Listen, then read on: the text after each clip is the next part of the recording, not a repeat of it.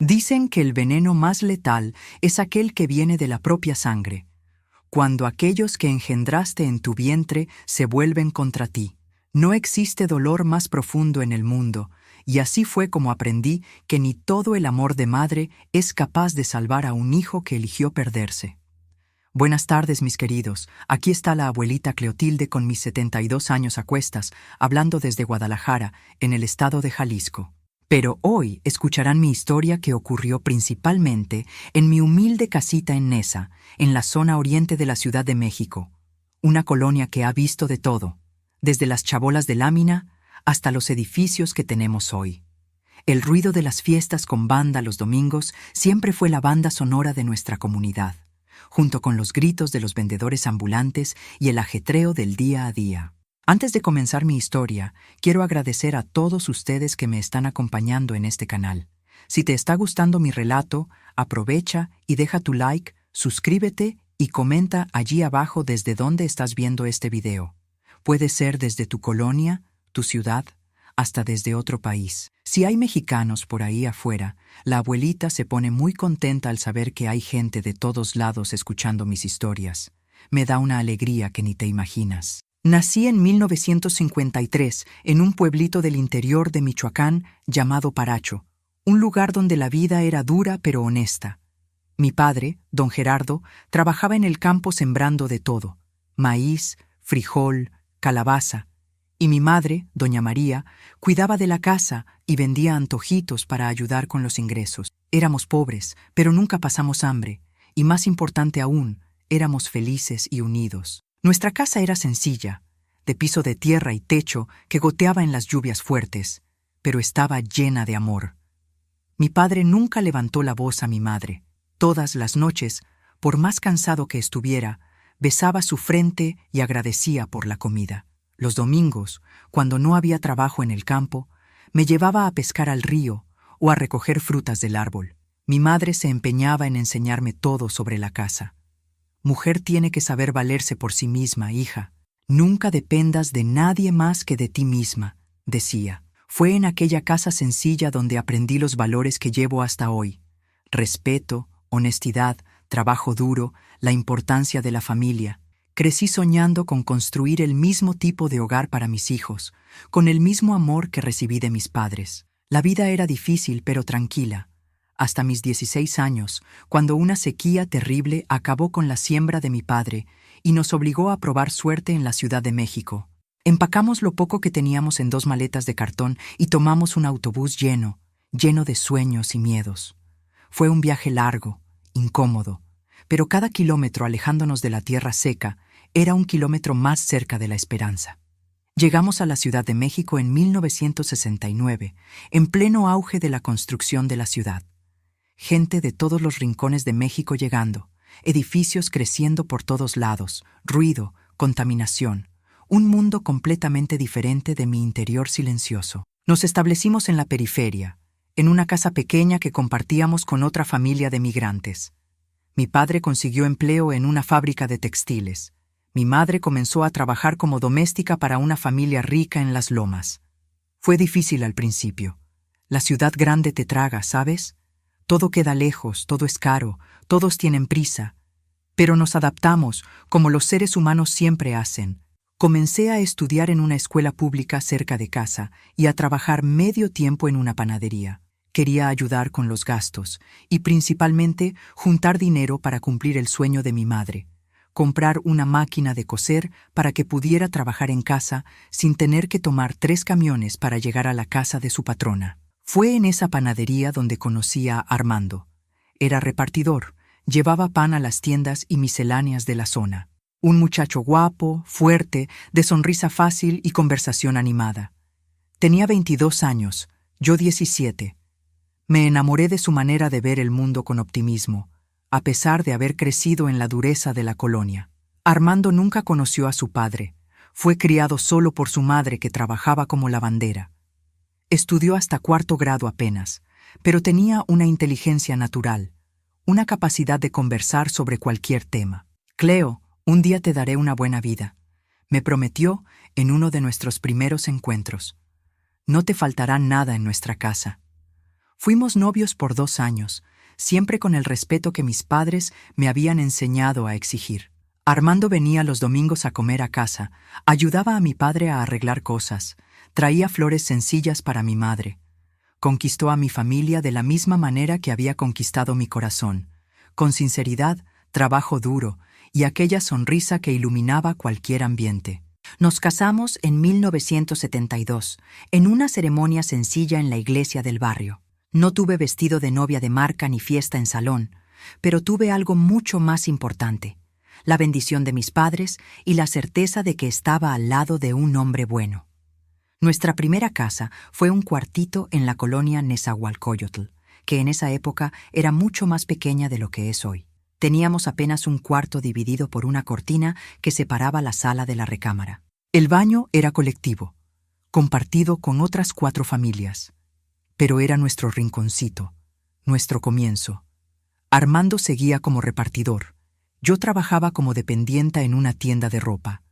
Ahorrábamos cada centavo para mejorar de vida, siempre con la certeza de que vendrían días mejores. Nuestro primer hijo, Marcelo, nació en 1973. Fue una alegría tan grande, un bebé sano con los ojos del padre, y según mi madre, la terquedad de la madre. Armando lloró cuando sostuvo al niño por primera vez, prometiendo que sería un padre presente, cariñoso, diferente del padre que él mismo no tuvo. Nuestro hijo va a estudiar, Cleo, decía mientras arrullaba al bebé. Va a ser doctor, ingeniero, lo que él quiera. No va a necesitar levantarse a las 4 de la mañana para entregar pan como su padre. El segundo hijo, Alejandro, llegó en 1975, después Vicente en 1977, Fabián en 1979 y Carlos Eduardo en 1981. 5 niños, uno tras otro, llenando la casa de ruido, de vida, de esperanza. Con cada nacimiento, expandíamos el cuartito, añadiendo una habitación, mejorando lo que podíamos. Armando consiguió un empleo mejor en una fábrica de cigarros, trabajando largas horas, pero ganando un poco más. Yo dejé el trabajo fuera para cuidar a los niños, pero cosía en casa haciendo pequeños arreglos para el vecindario. En 1984, cuando creíamos que nuestra familia ya estaba completa, descubrí que estaba embarazada nuevamente. A los 31 años, después de 5 varones, finalmente llegó nuestra princesita, Cristina. La única niña, la más pequeña, la consentida del padre, que ya no escondía las canas en las sienes, resultado del trabajo duro para mantener a aquella familia numerosa. Ahora sí, nuestra familia está completa, dijo Armando en la maternidad, sosteniendo a la pequeña Cristina en sus enormes brazos de trabajador, con una delicadeza que contrastaba con su tamaño. Dios nos dio 5 soldados y una princesa. ¿Qué más podemos pedir? Los años fueron pasando, y la vida seguía su curso normal, con las dificultades y alegrías de cualquier familia pobre de la periferia. Los niños crecían fuertes, listos, siempre juntos como una verdadera hermandad. Armando trabajaba cada vez más, aceptando horas extras, chambitas los fines de semana, cualquier cosa para dar a los hijos lo que él no tuvo. Uniformes escolares nuevos, material completo, a veces hasta un juguete en fechas especiales. Mis padres, ya ancianos, seguían siendo nuestra base de valores. Venían a comer con nosotros todos los domingos, trayendo dulces caseros para los nietos e historias del pueblo para amenizar las tardes. Fue con ellos que aprendí a criar a mis hijos con amor, pero también con límites claros. Hijo criado sin reglas se vuelve problema, Cleo, decía siempre mi padre. El amor no es solo abrazo y beso, es también enseñar lo correcto y lo incorrecto. Seguimos ese consejo al pie de la letra. Nuestros niños crecieron sabiendo que tenían que ayudar en casa, estudiar, respetar a los mayores. Íbamos todos juntos a la iglesia los domingos, participábamos en las fiestas de la comunidad, manteníamos aquel sentido de familia unida que había sido el cimiento de mi propia crianza. Pero la vida en la periferia de la Ciudad de México en los años 80 y 90 no era fácil. La violencia crecía, las drogas comenzaban a dominar las esquinas, el crimen organizado se infiltraba en las comunidades. Por más que intentáramos proteger a nuestros hijos, la realidad a su alrededor era dura, tentadora, peligrosa. Las primeras señales de problemas comenzaron cuando Marcelo, nuestro primogénito, entró en la adolescencia. De repente, El niño estudioso y obediente comenzó a faltar a clases, a llegar tarde a casa, a responder con agresividad. Intentamos conversar, entender qué estaba pasando, pero él se cerraba cada vez más. «Es solo una fase», decía Armando, intentando tranquilizarme. «Todos los muchachos pasan por esto, pronto mejorará». Pero no mejoró y, lo peor, Alejandro, 2 años menor, comenzó a seguir los mismos pasos del hermano. Pronto Vicente también. Era como un efecto dominó, uno arrastrando al otro hacia un camino que no podíamos entender. En 1992 recibí la noticia que lo cambiaría todo. Mi padre falleció de un ataque cardíaco fulminante. Estaba trabajando en la pequeña huerta que mantenía en el patio de la casa cuando simplemente cayó, sin tiempo para auxilio. Mi madre, destruida por la pérdida del compañero de casi 50 años, no resistió la tristeza. Menos de 3 meses después partió también, dejando un vacío inmenso en mi vida. La muerte de mis padres fue un parteaguas. Además del dolor de la pérdida, era como si hubiera perdido también mi brújula moral, mi puerto seguro. Armando intentaba consolarme, ser fuerte por los dos, pero yo veía en su rostro el mismo miedo que sentía. Estábamos perdiendo a nuestros hijos y no sabíamos cómo traerlos de vuelta. Porque la verdad que no queríamos admitir era que Marcelo, Alejandro y Vicente ya no eran los niños que criamos. A los 19, 17 y 15 años respectivamente, estaban involucrados con malas compañías, faltando a la escuela, llegando a casa en horarios imposibles. Y Fabián y Carlos Eduardo, aún más jóvenes, comenzaban a seguir el mismo camino, fascinados por la aparente libertad y respeto que los hermanos mayores conquistaban en las calles. «Armando, necesitamos hacer algo», imploré una noche después de que Marcelo llegara a casa a las 3 de la mañana oliendo a alcohol. «Estamos perdiendo a nuestros muchachos», mi marido suspiró, frotándose el rostro cansado después de otro día de 18 horas de trabajo. «¿Qué quieres que haga, Cleo? Me estoy partiendo el lomo en esa fábrica para darles lo que necesitan. No puedo estar en casa todo el tiempo para vigilarlos». «No se trata de vigilar, se trata de salvar. Tengo miedo de lo que pueda pasarles siguiendo ese camino». Armando intentó, de verdad que intentó. Conversaciones serias, castigos, hasta unas chancletadas a los más jóvenes cuando la situación lo requería. Pero era demasiado tarde. Nuestros 3 hijos mayores ya estaban completamente involucrados con el crimen local. Descubrimos después que Marcelo se había vuelto mula del narcotráfico a los 16 años. Alejandro siguió el mismo camino poco después. Vicente comenzó robando cosas pequeñas y pronto estaba asaltando a mano armada. El dinero fácil comenzó a entrar en casa. De repente aparecían con tenis de marca, ropa cara, a veces hasta traían electrodomésticos nuevos. «Lo gané en una apuesta, mamá. Fue promoción en la tienda, papá. Un amigo me lo regaló porque ya no lo quería». Mentiras que contaban y que, en el fondo de la desesperación, a veces fingíamos creer. Fabián y Carlos Eduardo, viendo a los hermanos mayores con dinero, respeto en las calles y aparente libertad, fueron arrastrados al mismo abismo. A los 13 y 11 años ya estaban faltando a la escuela para quedarse en las esquinas con los amigos de los hermanos, aprendiendo lo que no debían. Solo Cristina, nuestra pequeña, parecía inmune a aquella influencia. Tal vez por ser niña, tal vez por ver el sufrimiento estampado en mis ojos, ante cada nueva decepción con los muchachos, se mantenía estudiosa, obediente, soñadora. Era el consuelo en los días más difíciles, la prueba de que al menos una semillita de nuestros valores había encontrado suelo fértil. En 1995, la tragedia que tanto temía comenzó a desarrollarse. Marcelo, con 22 años, fue arrestado por narcotráfico. Pasó 2 años en la cárcel, donde, en vez de regenerarse, solo aprendió más sobre el crimen, hizo contactos peores, volvió aún más endurecido. Alejandro fue baleado en un intercambio de disparos con policías en 1997. Sobrevivió, pero quedó con una pierna coja, un recordatorio constante de las elecciones equivocadas. Vicente desapareció por meses en 1998. Después supimos que había huido a Sinaloa después de un asalto que salió mal, donde un guardia fue asesinado. «Es un castigo», Le lloré a Armando una noche después de recibir otra mala noticia. ¿Hicimos algo mal en la crianza? ¿Dónde nos equivocamos? No es un castigo, Cleo, es la vida. Les dimos amor, les dimos educación, les dimos ejemplo. Pero llega un momento en que cada uno elige su camino. No podemos cargar con esa culpa, pero yo la cargaba. ¿Cómo no cargarla? Eran mis hijos, mi sangre, mi responsabilidad. Cada elección equivocada de ellos era como una puñalada en mi corazón de madre.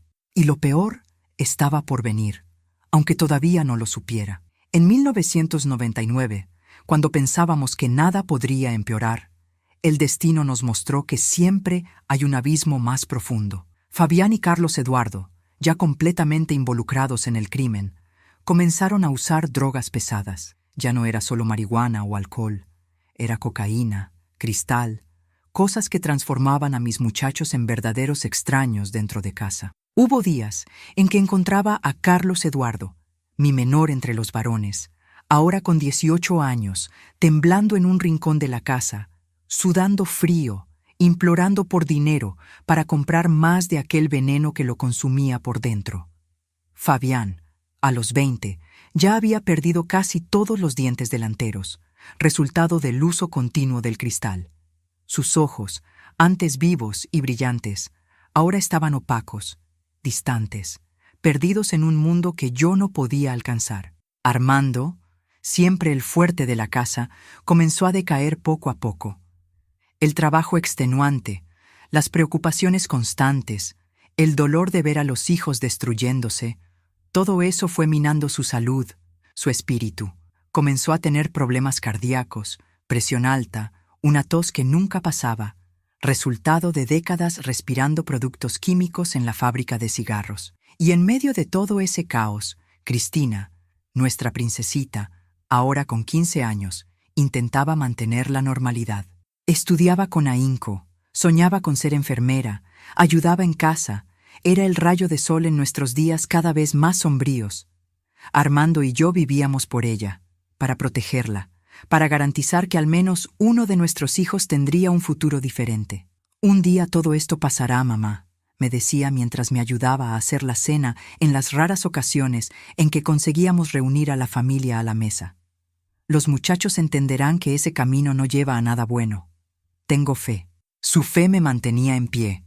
La fe y el amor de mi Armando, que aún enfermo, aún cansado, nunca abandonó a nuestra familia, nunca desistió de nuestros hijos, incluso cuando ellos parecían haber desistido de sí mismos. Pero el destino, mis queridos, a veces tiene planes que destruyen hasta la fe más fuerte. Y fue en una noche de septiembre del año 2000, una noche que parecía igual a tantas otras en nuestra colonia ruidosa, que la pesadilla que ni en mis peores sueños imaginé posible se volvió realidad. Una noche que cambiaría para siempre el significado de familia, de amor, de confianza. Una noche que probaría que, a veces, el peor enemigo no es aquel que acecha en las sombras de la calle, sino aquel que duerme bajo el mismo techo que tú, que lleva tu sangre, que un día acunaste en tus brazos creyendo estar criando hombres de bien. A veces me pregunto si el amor de madre tiene límite, si existe un punto donde aquel amor incondicional que sentimos desde el primer llanto del bebé puede transformarse en miedo, en decepción, en un vacío que nada llena. Fue descubriendo ese límite que entendí que no todo hijo sigue el camino que soñamos, por más amor que les demos. El año 2000 fue cuando vi a mis hijos transformarse completamente. Marcelo, mi primogénito, ya tenía 27 años y había vuelto de la prisión hacía un tiempo.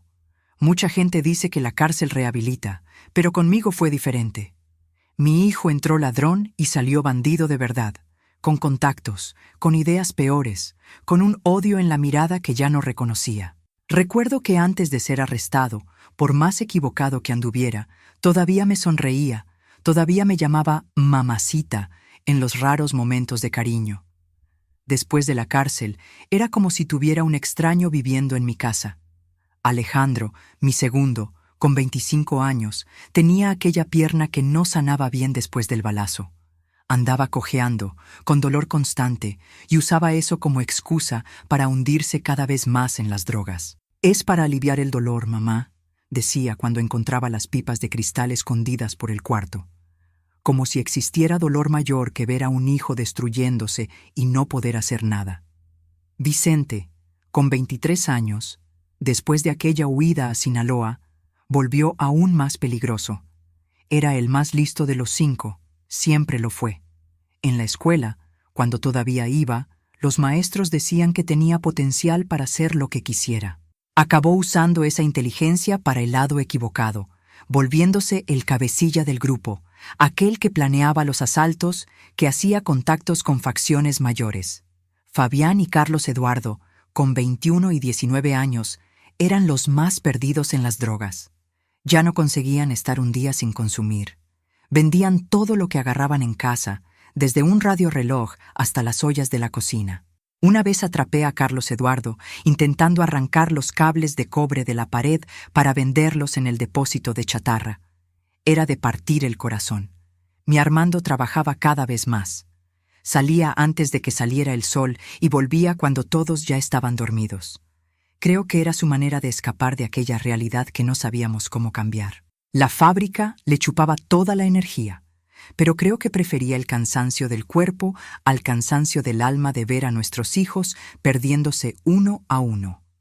Solo Cristina, nuestra pequeñita, con 16 años, nos daba alguna esperanza. Estudiosa, respetuosa, soñadora. Decía que quería ser enfermera, cuidar de la gente, hacer la diferencia. Se parecía tanto a mí a su edad, antes de que la vida endureciera mi corazón. Armando y yo vivíamos por ella, para proteger al menos a una de nuestras crías. Fue alrededor de abril de 2000 que noté un cambio en mis 5 hijos varones. Comenzaron a reunirse más, cuchicheando por los rincones, dejando de hablar cuando yo entraba al cuarto. Andaban agitados, nerviosos, como si estuvieran planeando algo grande. Intenté preguntar, intenté acercarme, pero ellos me alejaban. «No es nada, mamá. Deja de meterte», decía Marcelo, siempre áspero. «Cosa de hombres, señora. No necesita saber», reforzaba Vicente. Y así seguimos por meses, con aquella tensión creciendo dentro de casa. Ellos salían juntos, volvían de madrugada, traían dinero que yo sabía que no venía de trabajo honesto. Pero, ¿qué podía hacer? ¿Denunciar a mis propios hijos? ¿Echarlos de casa? Para una madre, esas elecciones son como decidir qué brazo cortarse. En julio de aquel año, descubrimos que los 5 se habían unido a un cártel que dominaba parte de nuestra colonia. Ya no eran pequeños ladrones o narcomenudistas de esquina. Ahora estaban involucrados con cosa grande, gente peligrosa, crímenes que ni podía imaginar. Un vecino, don Antonio, que siempre fue como un tío para mis muchachos, me buscó preocupado. «Doña Cleo, sus hijos están metidos con la gente del Botas. Es gente que no juega. O la señora los saca de ese camino o va a llorar en cajón cerrado». Lloré toda la noche después de esa advertencia. Armando intentó hablar con ellos, uno por uno, después todos juntos. Fue inútil. Ellos se reían de nuestra preocupación, decían que estaban subiendo en la vida, que pronto íbamos a ver. Solo que, ¿qué tipo de subida era esa que solo llevaba más hondo al pozo? Agosto llegó con un calor sofocante y noticias cada vez peores. Hubo una masacre en la colonia vecina, 5 jóvenes ejecutados. Los rumores corrieron que había dedo de nuestros muchachos en aquello. Nunca lo confirmé. Nunca quise saber. Hay verdades que una madre prefiere no conocer. La casa que antes estaba llena de vida, de risas, de sueños, ahora parecía un campo minado. Cristina y yo andábamos de puntillas, con miedo de decir algo equivocado, de provocar explosiones. Armando trabajaba aún más, llegando a hacer turnos de 18 horas en la fábrica. Estaba huyendo, yo lo sabía. No lo culpaba. A veces yo también quería poder huir. En septiembre las cosas empeoraron aún más. Los muchachos comenzaron a traer amigos a casa, gente de mirada peligrosa, con armas mal escondidas en la cintura. Transformaron el cuarto del fondo en una especie de cuartel general donde pasaban horas encerrados, saliendo solo para comer o para sus operaciones nocturnas. «Mamá, estoy ganando respeto en la colonia», me dijo Alejandro una tarde, mostrando una cadena de oro gruesa que había comprado. «Pronto podré darle una casa mejor, sacar a todos de aquí. ¿Cómo explicarle que nunca quise casa mejor comprada con sangre? Que prefería 1000 veces nuestro cuartito humilde pero honesto, que un palacio construido sobre la desgracia ajena. La tensión aumentaba cada día. Los muchachos bebían cada vez más, usaban drogas abiertamente en casa, no respetaban nada ni a nadie. Cristina comenzó a dormir en mi cuarto, con miedo de quedarse sola cuando aquel grupo llegaba. Armando y yo discutíamos cada vez más, sin saber qué hacer, cómo actuar, cómo salvar lo que quedaba de nuestra familia. «Necesitamos salir de aquí», decía él, «tomar a Cristina y comenzar de nuevo en otro lugar». «¿Y abandonar a nuestros hijos?», respondía yo, todavía presa de aquella esperanza tonta de madre. «Todavía pueden cambiar, Armando. Tengo fe, fe». Esa palabrita de 3 letras que tanto significaba para mí. Era lo que me hacía levantarme cada mañana, lo que me daba fuerzas para continuar, para creer que un día mis hijos volverían a ser los muchachos que crié. Iba a la iglesia todos los domingos, encendía velas, hacía promesas, rezaba hasta perder la voz. Pero parecía que Dios había dado la espalda a nuestra familia, o tal vez fuera apenas el precio que pagábamos por las elecciones que cada uno hace en la vida. Recuerdo como si fuera hoy la noche en que todo cambió para siempre. Era un viernes, 22 de septiembre de 2000. Armando había salido para el turno de la noche en la fábrica, como hacía 3 veces por semana. Cristina estaba en casa de una amiga haciendo el trabajo de la escuela. Gracias a Dios, porque así fue salvada de lo que ocurrió después. Estaba sola en casa, lavando los platos de la cena, cuando oí el portón golpear con fuerza. Por los pasos pesados y las risas altas, reconocí a mis 5 hijos volviendo. Estaban más borrachos de lo normal, hablando alto, maldiciendo. Podía oír el sonido de botellas chocando, el olor fuerte de tequila y marihuana invadiendo la casa. «¿Dónde está el viejo?», gritó Marcelo entrando en la cocina tambaleándose. Sus ojos estaban rojos, la pupila dilatada. No era solo alcohol, yo lo sabía bien. «Está trabajando como siempre», respondí, continuando lavando los platos, evitando mirarlo directamente. Aprendí que era mejor no encararlos cuando estaban así. «¿Y la princesita? ¿La consentida de mamá?», fue Alejandro quien preguntó, riendo de una manera extraña que me dio un escalofrío en la espalda. «En casa de su amiga, haciendo el trabajo de la escuela. Debe volver pronto», mentí, queriendo proteger a Cristina, mantenerla alejada de aquel ambiente pesado. Los 5 entraron en la cocina, rodeándome de una manera que nunca habían hecho antes. Sentí miedo, un miedo diferente de todo lo que ya había sentido. No era miedo de lo que harían con otras personas, era miedo de lo que podrían hacerme a mí, a su propia madre.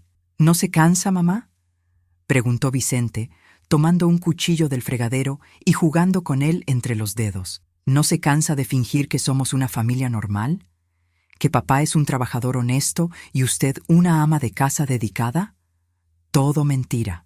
No sé de qué estás hablando, hijo», respondí, intentando mantener la calma, sintiendo el corazón acelerarse. «Somos una familia, sí. Tal vez no perfecta, pero familia». «¿Qué familia?», interrumpió Fabián riendo alto. «¿Aquella que el señor Armando metió en su cabeza? ¿La casita con cerca blanca? ¿Los hijos estudiosos? ¿Todo bonito? Despierte, mamá. Mire dónde vivimos, mire en qué nos convertimos. La culpa es suya», acusó Carlos Eduardo, el más joven de los 5, pero que en aquel momento parecía el más agresivo. «Suya y de aquel viejo que solo sabe trabajar y quejarse. No nos dieron nada, nada. Tuvimos que buscar nuestro propio camino». Me quedé impactada con aquellas palabras. ¿Cómo así la culpa era nuestra? ¿De Armando, que trabajaba 18 horas al día para mantener aquella casa? ¿De mí, que me desdoblaba para criar 6 hijos con dignidad dentro de lo posible? ¿Que había renunciado a mis propios sueños para ser madre a tiempo completo? «Ustedes tuvieron todo lo que podíamos dar», dije, con la voz temblando de indignación. «Techo, comida, escuela, amor. Si eligieron este camino, fue por elección propia, no por nuestra causa». Fue cuando Marcelo, el mayor, dio un golpe en la mesa que hizo saltar los platos. «Cállate. No aguanto más oír ese cuento de amor, de familia, de elecciones. La vida es dura, mamá. No hay espacio para sueños idiotas». En aquel momento, por primera vez, no reconocí a mi hijo. Ya no era el bebé que amamanté, el niño que enseñé a caminar, el adolescente que, a pesar de los problemas, todavía mostraba destellos del buen corazón que tenía. Era un extraño con odio en la mirada, con desprecio en la voz, con una violencia contenida que parecía a punto de explotar. Lo que ocurrió en las horas siguientes es algo que intento todos los días borrar de mi memoria. Algo tan terrible, tan doloroso, tan inimaginable, que a veces me pregunto si realmente sucedió o si fue solo una pesadilla horrible de la que nunca conseguí despertar. Ellos estaban completamente fuera de sí. Ya no eran mis hijos.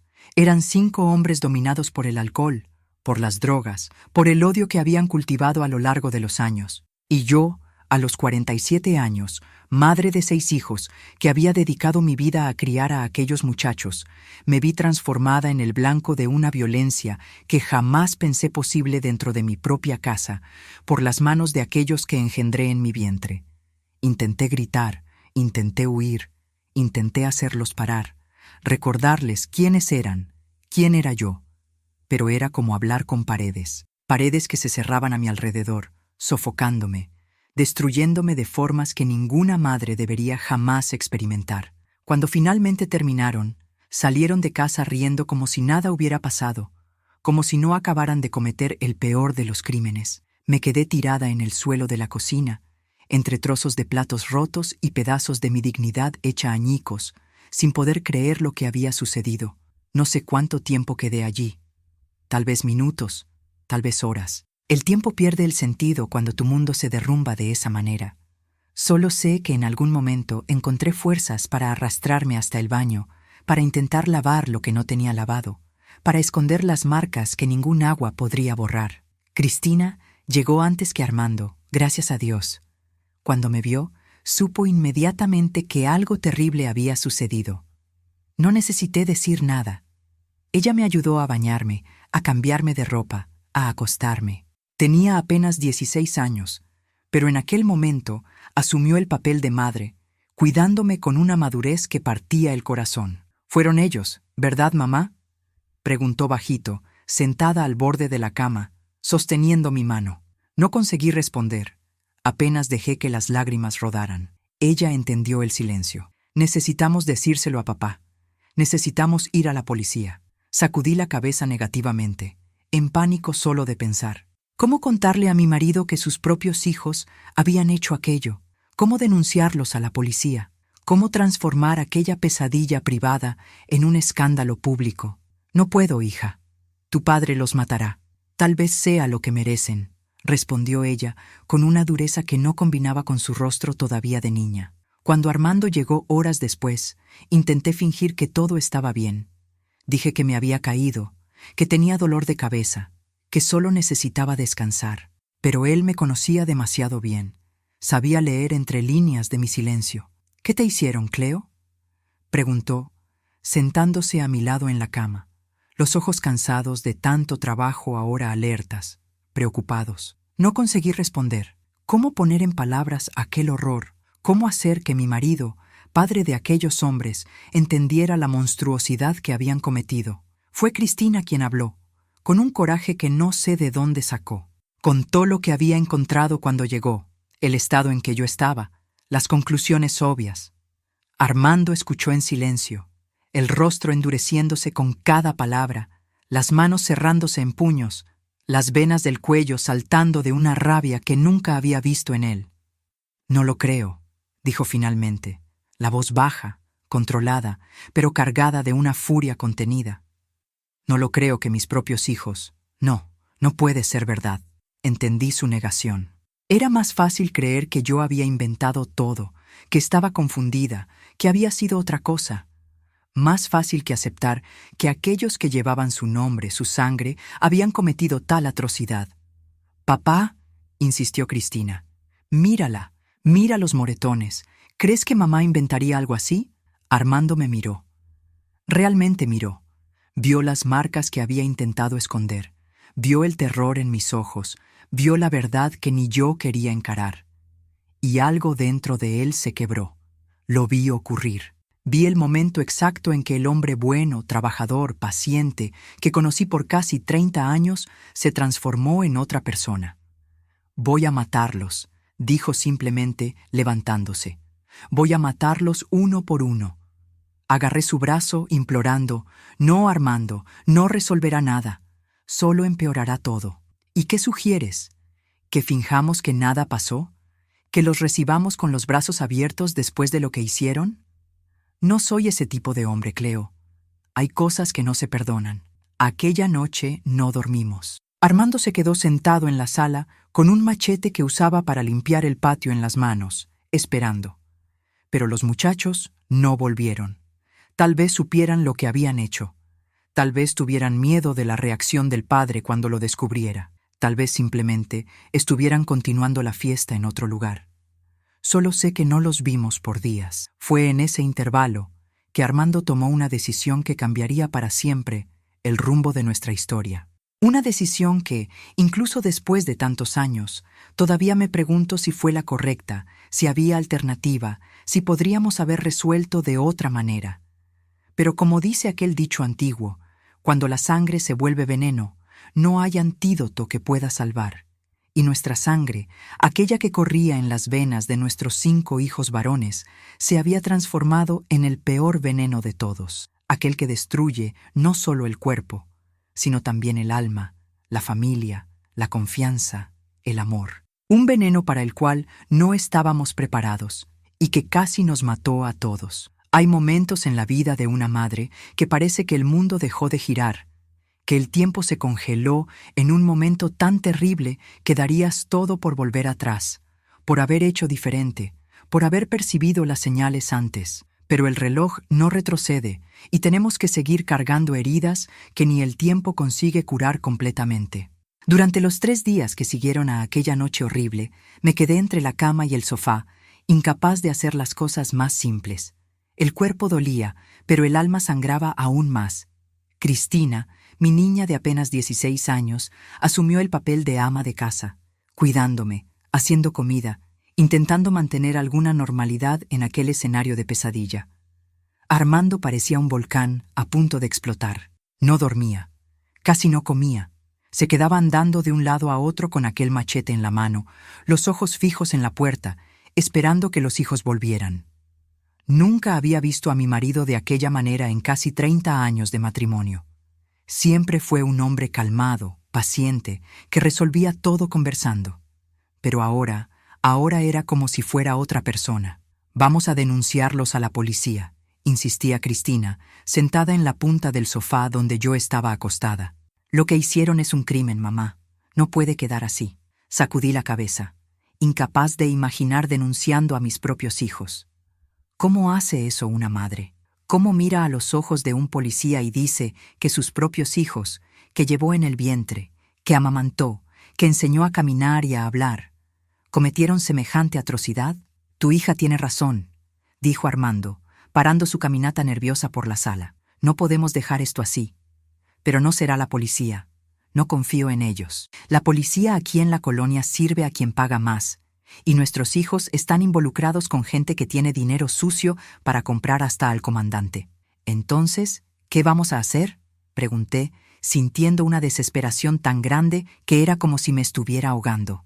«Voy a resolverlo a mi manera», fue todo lo que dijo antes de salir de casa aquella mañana del tercer día. Cristina y yo nos quedamos solas. La tensión tan pesada dentro de casa que apenas conseguíamos respirar. Era finales de septiembre de 2000, pero el calor parecía de pleno verano, sofocante, asfixiante. O tal vez fuera apenas el peso de los acontecimientos recientes que volvía el aire irrespirable. «Papá van a hacer una tontería», murmuró Cristina, mirando por la ventana, acompañando a Armando hasta que desapareció en la curva de la calle. Quería decir que no, que su padre era un hombre sensato, que jamás haría algo impensado. Pero no conseguí, porque en el fondo también temía lo que Armando podría hacer en aquel estado. Él volvió casi a la hora de la cena, con un semblante diferente. La rabia continuaba allí, pero ahora había algo más. Una determinación fría, calculada, que me asustó aún más que la furia de los días anteriores. «Preparen las cosas», anunció en cuanto entró. Solo lo esencial. Vamos a salir de aquí esta noche. ¿Salir para dónde?, pregunté confundida. Lejos, al interior, ya arreglé todo. Un amigo de la fábrica tiene una casa en Cuernavaca que no usa. Podemos quedarnos allí hasta encontrar otro lugar. ¿Y los muchachos?, pregunté, todavía presa de aquel instinto materno que nunca se apaga completamente, incluso después de las peores traiciones. La mirada que Armando me lanzó fue tan dura que sentí un escalofrío. ¿Qué muchachos, Cleo? No tengo más hijos varones. Ellos murieron para mí aquella noche. Sentí las lágrimas brotar. Por más terrible que hubiera sido lo que hicieron, todavía eran mis hijos. Todavía guardaba dentro de mí los recuerdos de ellos pequeños, inocentes, antes de que el mundo los transformara en aquellos monstruos. No podemos simplemente irnos, argumenté débilmente. Tenemos una vida aquí. La escuela de Cristina, tu trabajo. ¿Qué vida, Cleo? Mira en qué nos convertimos. Una familia destruida, viviendo en medio de bandidos, con miedo de los propios hijos. Eso no es vida. Y Cristina puede estudiar en cualquier lugar. Es mejor comenzar de cero que continuar en este infierno. En el fondo, sabía que él tenía razón. No había nada más para nosotros allí, solo recuerdos dolorosos, vergüenza, miedo. Pero aún así, la idea de abandonar todo, de dejar atrás a los hijos que, a pesar de todo, todavía amaba, era desgarradora. ¿Y si vienen tras nosotros?, pregunté, el miedo apretando mi pecho.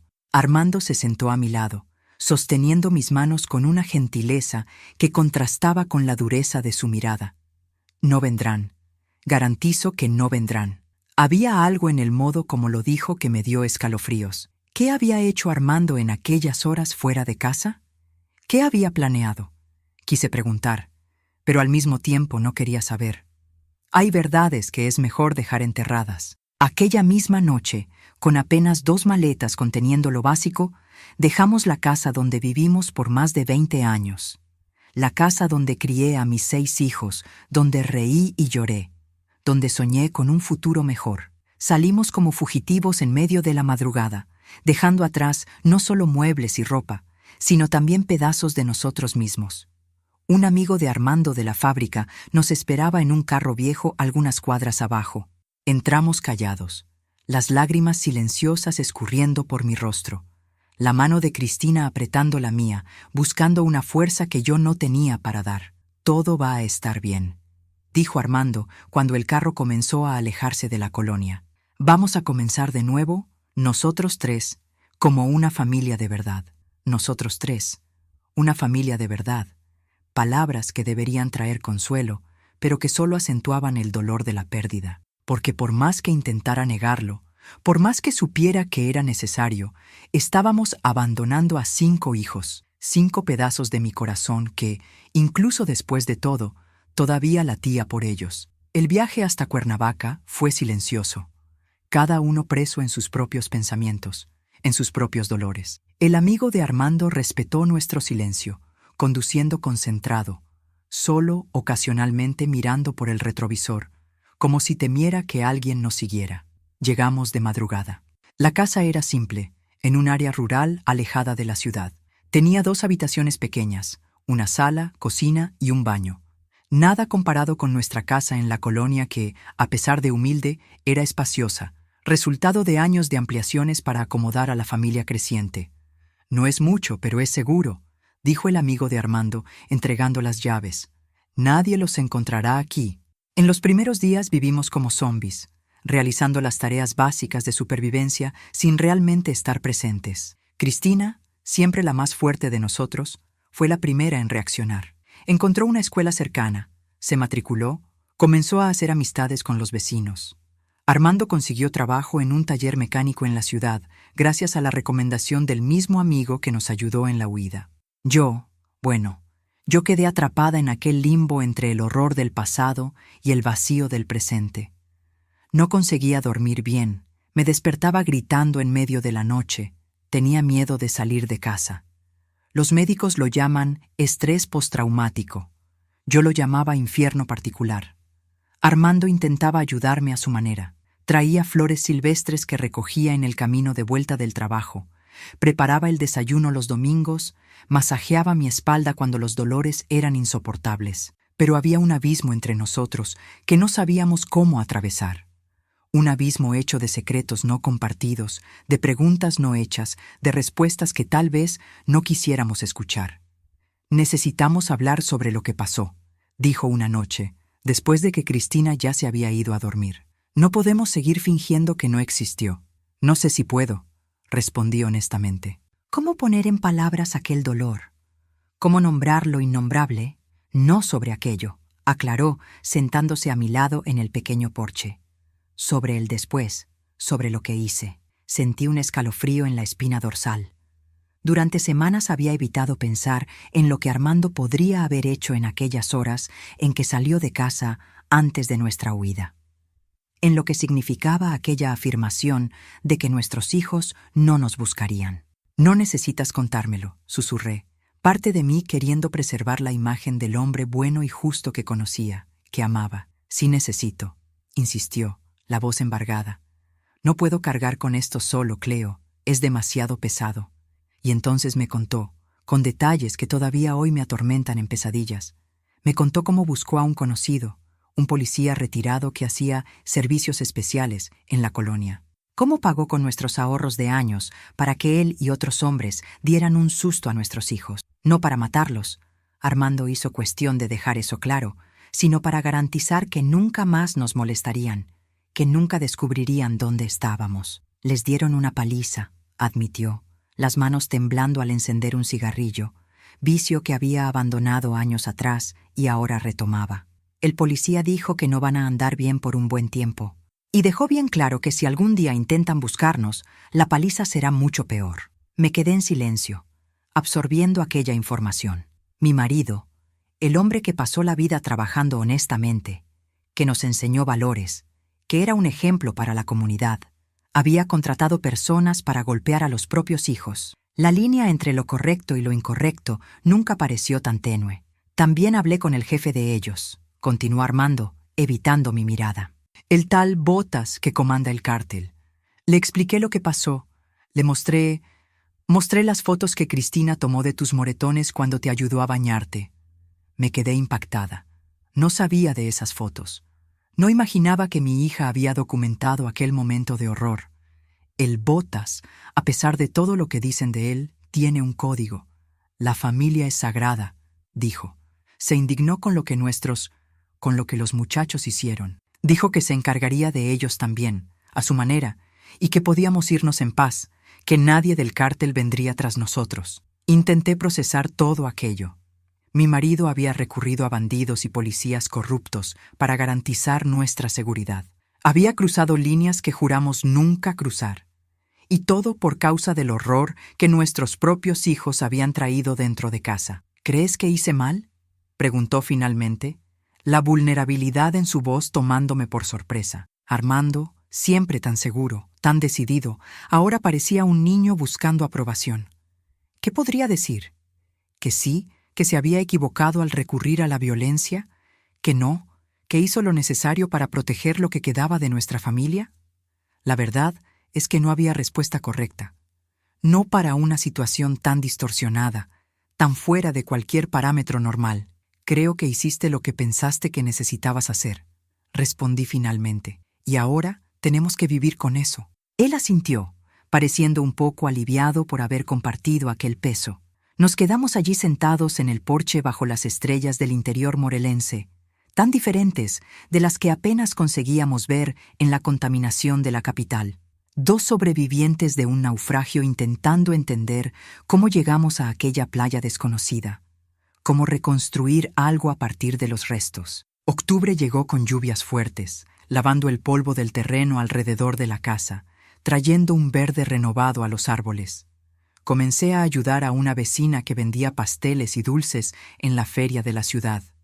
Era bueno tener algo para ocupar la mente, para sentir que todavía era útil, que todavía sabía hacer algo además de llorar por las noches perdidas. Cristina se adaptó sorprendentemente bien a la nueva escuela. Siempre estudiosa, pronto se destacó en las clases, hizo amistades, Hasta comenzó a salir con un muchacho de la clase, un chico educado, gentil, completamente diferente de los jóvenes de la colonia. Verla sonreír nuevamente era como un bálsamo para mi alma herida. Armando trabajaba duro en el taller, llegando a casa exhausto pero satisfecho. El trabajo con las manos, arreglando motores, era diferente de la rutina extenuante de la fábrica de cigarros. Decía que se sentía más vivo, más útil. Las arrugas de preocupación que marcaban su rostro comenzaron a suavizarse, los cabellos canosos parecían menos predominantes. Pero no todo eran flores. Las noches todavía eran difíciles para mí. Las pesadillas venían casi siempre, imágenes distorsionadas de aquella noche, rostros que alternaban entre los niños pequeños e inocentes que crié y los hombres violentos en que se transformaron. Despertaba gritando, sudando, a veces tan desorientada que no reconocía dónde estaba. Necesitamos buscar un médico para ti, insistió Armando después de una noche particularmente mala en que quebré un vaso al intentar beber agua con las manos temblando incontrolablemente. Esto no es normal, Cleo. Ya hace más de un mes. ¿Y qué voy a decirle al médico? Pregunté, la voz amarga. Que mis propios hijos... No, no puedo. Fue Cristina, una vez más, quien encontró una solución. Descubrió que había una psicóloga en la ciudad, una señora mayor que atendía a precios accesibles. Marcó una consulta sin avisarme y el día simplemente me llevó sin aceptar negativas. La señora no necesita contar todo de una vez, dijo la doctora Beatriz en la primera consulta, una mujer de unos 60 años con ojos gentiles detrás de los lentes de armazón grueso.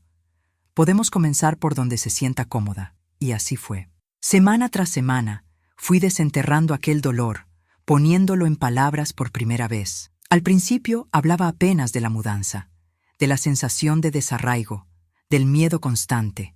Después, poco a poco, comencé a contar sobre los hijos, sobre cómo los perdimos para el crimen, para las drogas, para la violencia. Me llevó casi 3 meses conseguir hablar sobre la noche que nos hizo huir. Cuando finalmente conté, lloré tanto que pensé que me deshidrataría. La doctora Beatriz apenas escuchó, sin juzgar, sin shock exagerado, apenas con una compasión silenciosa que era exactamente lo que necesitaba. Lo que le pasó a usted es algo que ninguna madre debería pasar, dijo cuando conseguí calmarme. Y no hay manual de instrucciones para lidiar con ese tipo de trauma, pero puedo prometerle una cosa, mejorará. No hoy, no mañana, tal vez ni en los próximos meses, pero mejorará. Quise creerle desesperadamente. Quise creer que un día despertaría sin aquel peso en el pecho, sin aquella sensación constante de vigilancia, sin el miedo que se había vuelto mi compañero constante. La Navidad de 2000 llegó, la primera lejos de la colonia, lejos de nuestros antiguos vecinos, lejos de los 5 hijos que ahora existían apenas en las fotos antiguas que tuve el valor de traer. Hicimos una cena simple: pollo asado, arroz, relleno, el pastel de chocolate que Cristina aprendió a hacer. Intercambiamos regalos modestos, comprados con lo poco que conseguíamos ahorrar. Fue una Navidad triste y feliz al mismo tiempo. Triste por las ausencias, por los espacios vacíos alrededor de la mesa, por los recuerdos de las Navidades pasadas cuando la casa rebosaba de gente, de ruido, de vida. Feliz por la paz que finalmente comenzábamos a encontrar, por la oportunidad de recomenzar, por el simple hecho de estar juntos y seguros. En enero de 2001, recibí la noticia que cambiaría nuevamente el curso de nuestra historia. No fue a través de carta, teléfono o recado. Fue por el periódico de la ciudad, en una pequeña nota casi escondida en las páginas policiales. Masacre en la colonia Nezahualcóyotl deja 5 muertos, todos con antecedentes criminales. Se sospecha de ajuste de cuentas entre cárteles. No había nombres, apenas edades: 27, 25, 23, 21, 19. Exactamente las edades de mis 5 hijos. Podría ser coincidencia, claro. Las masacres no eran inusuales en las colonias de Ciudad de México en aquella época. Pero algo dentro de mí, aquel instinto de madre que nunca falla, supo inmediatamente. Mostré el periódico a Armando cuando volvió del trabajo. Él leyó en silencio, el rostro una máscara impenetrable. Después dobló el periódico cuidadosamente, lo colocó sobre la mesa y se sentó, pareciendo de repente viejo y cansado. ¿Tú crees? Comencé sin conseguir terminar la frase. No lo sé, respondió honestamente. Y tal vez sea mejor no saber. No conversamos más sobre eso aquella noche, ni en las noches siguientes. Era como si hubiéramos hecho un pacto silencioso de no buscar confirmación, de no cavar más hondo en aquella herida. Si eran realmente nuestros hijos, ya nada podíamos hacer por ellos. Si no lo eran, prefería no alimentar falsas esperanzas de que estuvieran vivos en algún lugar, tal vez hasta buscándonos con intenciones que no me atrevo a imaginar. Aquella noticia, paradójicamente, trajo un extraño tipo de cierre, como si un ciclo se hubiera completado, permitiendo que otro comenzara. No hubo alivio. Nunca podría sentir alivio por la muerte de mis hijos, no importa lo que hubieran hecho, pero hubo una especie de resignación, de aceptación de que algunas historias no tienen finales felices, solo finales. En las semanas que siguieron, comencé a notar cambios en mí misma. Las pesadillas, aunque todavía presentes, venían con menos frecuencia. Conseguía salir de casa sin aquella sensación constante de estar siendo observada, perseguida. Hasta comencé a cocinar nuevamente, algo que siempre amé y que había abandonado desde la huida, incapaz de encontrar placer en las cosas simples de la vida. La terapia con la doctora Beatriz continuaba, ahora enfocada no solo en procesar el trauma, sino en reconstruir una vida más allá de él. Usted no es solo una víctima, doña Cleo, me recordaba constantemente. Es una sobreviviente, y los sobrevivientes siguen adelante, un paso a la vez. Un paso a la vez. Fue así como reconstruí mi vida en aquel pequeño rincón del interior morelense. Un día tras otro, una pequeña victoria a la vez. Aprendí a sonreír nuevamente, a sentir placer en las cosas simples, a mirar al futuro con algo más allá del miedo. Cristina se graduó de la preparatoria en diciembre de 2001, con notas ejemplares que le garantizaron un lugar en un curso técnico de enfermería en Cuernavaca. Era el comienzo de la realización de su sueño, cuidar de personas, hacer la diferencia en el mundo. La graduación fue un momento de inmensa alegría y también de reflexión sobre todo lo que habíamos pasado para llegar hasta allí. Armando, siempre trabajador, consiguió juntar dinero suficiente para comprar un terreno pequeño en los alrededores de Cuernavaca. Comenzó a construir nuestra casa poco a poco, en los fines de semana, con la ayuda de amigos del taller. Era un hombre de pocas palabras, siempre lo fue. Pero en aquellos ladrillos que levantaba uno a uno, estaba escribiendo un nuevo capítulo de nuestra historia. Y yo, bueno, encontré mi camino poco a poco. Comencé vendiendo pasteles y dulces que hacía en casa. Primero apenas para vecinos, después para pequeñas tiendas de la región. En 2003, con la ayuda de Armando y un pequeño préstamo, abrí una dulcería en el centro de la ciudad. Nada muy grande, apenas un mostrador, algunas mesitas, el olor a canela y chocolate que siempre me trajo consuelo. Dulces de la abuelita. Llamé al lugar, aunque todavía no era abuela, pero me gustaba cómo sonaba, la sensación de acogimiento que transmitía. Y allí dentro, mientras amasaba, modelaba, horneaba, encontré no solo un medio de vida, sino una forma de sanación. Fue allí, entre hornadas de pasteles y bandejas de dulcecitos, que lentamente reconstruí a la mujer que un día fui.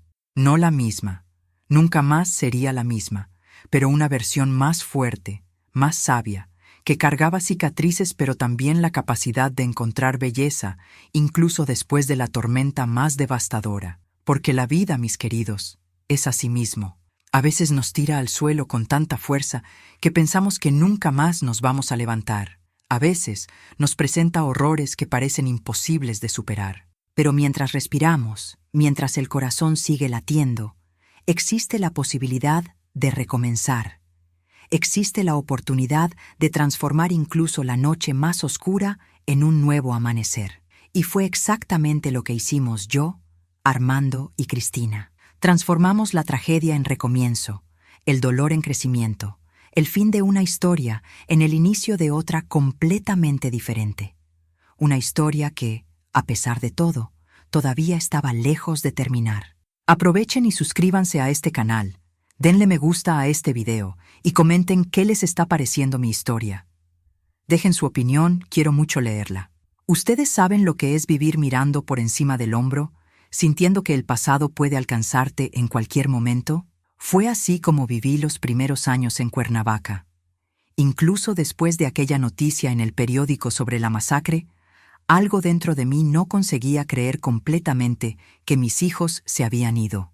Era como si una parte de mi corazón de madre se negara a aceptarlo, incluso sabiendo que tal vez fuera mejor así. El año 2001 fue pasando despacio, como si el tiempo tuviera otro ritmo en el interior. Las estaciones eran más marcadas, más sentidas, el invierno con aquel frío cortante que entraba por los resquicios de nuestra casita simple. La primavera explotando en colores en los campos alrededor. El verano con sus tormentas ruidosas que hacían que Cristina corriera a nuestra cama como cuando era pequeña. Poco a poco fuimos creando nuevas rutinas, nuevos recuerdos. Armando salía temprano para el taller, Cristina para la escuela. Yo me quedaba en casa intentando transformar aquellas paredes extrañas en un hogar. Iba a las consultas con la doctora Beatriz 2 veces por semana, todavía incapaz de hablar sobre ciertos detalles de aquella noche, pero avanzando en pequeños pasos fuera del hoyo oscuro en que había caído. Fue a mediados de 2001 que recibí una visita inesperada. Estaba sola en casa, preparando la comida, cuando oí golpes en la puerta. El corazón se me aceleró inmediatamente, un reflejo del miedo que todavía me dominaba. ¿Quién podría ser? Poquísimas personas sabían dónde vivíamos. ¿Quién es?, pregunté sin abrir.